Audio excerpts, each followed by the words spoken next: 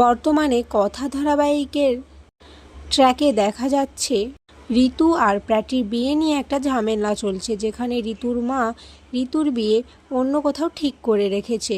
এদিকে প্র্যাটি ঋতুকে ছাড়া থাকতে পারবে না কিছুতেই, সেই নিয়ে অনেক কাণ্ড কারখানা ঘটছে।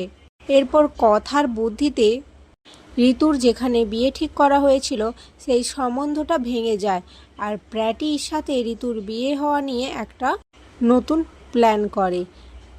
অপরদিকে গুহবাড়ির কর্তা শশীভূষণ ঘোষ কিছুতেই রাজি হচ্ছিল না ঋতু আর প্র্যাটির বিয়ে দেওয়া নিয়ে।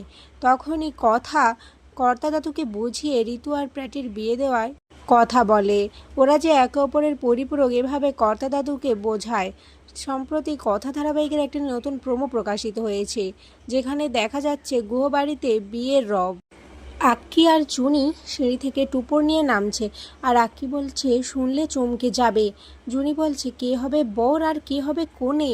এদিকে এভি ওখানে চলে আসে। এভি তো কিছুই বুঝতে পারে না। এরপর প্র্যাটি বলে আবার হবে 4 রাত হ্যাক। ঋতু বলে কে পরবে শাড়ি আর হবে মেকআপ। এটা শুনে এভি অবাক হয়ে যায়, সে কিছুই বুঝতে পারে না। এরপর নীলাদ্রি বলে হবে জমিয়ে আড্ডা, ভুরিভোজ আর দেদার মজা। তখনই কথাও চলে আসে। কথাও কিছু বুঝতে পারে না, কথা ভাবে হচ্ছেটা কি। এদিকে কথা কিছু বুঝতে পারছে না দেখে ছোটকা বলে তখন কিন্তু বিয়ের পিঁড়িতে বসবে কে। অর্ণা বলে সেটাই তো বুঝতে পারছি না।